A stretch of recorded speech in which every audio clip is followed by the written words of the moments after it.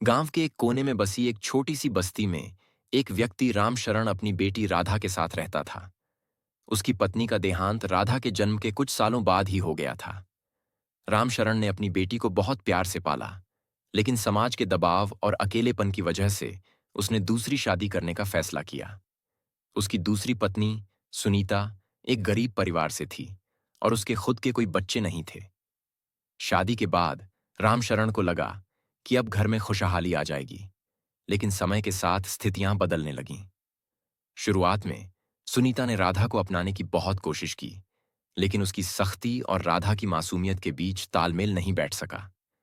धीरे धीरे सुनीता का स्वभाव बदलने लगा और वह राधा को बोझ समझने लगी।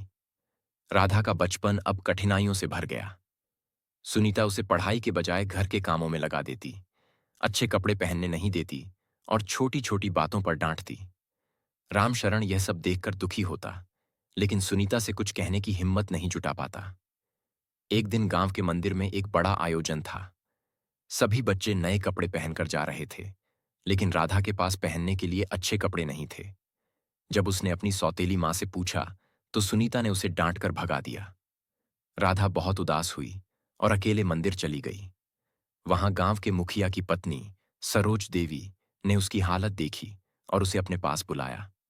उन्होंने प्यार से पूछा, बेटा, तुम इतनी उदास क्यों हो?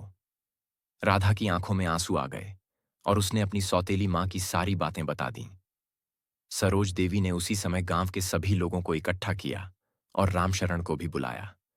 जब सुनीता से पूछा गया तो पहले उसने झूठ बोला, लेकिन जब गांव वालों ने राधा का समर्थन किया तो सच सामने आ गया। गांव के बुजुर्गों ने सुनीता को समझाया कि एक मां का कर्तव्य सिर्फ अपने ही बच्चों से प्रेम करना नहीं, बल्कि जो बच्चा उसकी छत्रछाया में आए उसका सही पालन पोषण करना भी है। सुनीता को अपनी गलती का एहसास हुआ और उसने राधा से माफी मांगी। धीरे धीरे सुनीता ने राधा के प्रति अपना व्यवहार बदलना शुरू किया। वह उसे पढ़ने का समय देने लगी, अच्छे कपड़े पहनाने लगी और सबसे बड़ी बात, उसे मां का स्नेह देने लगी। राधा भी अपनी सौतेली मां के प्रति अपने मन में बनी दूरी को मिटाने लगी। इस कहानी से हमें यह सीखने को मिलता है कि माता पिता होने का मतलब सिर्फ खून का रिश्ता होना नहीं होता, बल्कि स्नेह, देखभाल और समर्पण ही असली माता पिता बनाते हैं। सौतेले रिश्ते भी सच्चे प्रेम और समझदारी से उतने ही मधुर बन सकते हैं जितने जन्म से बने हुए रिश्ते होते हैं।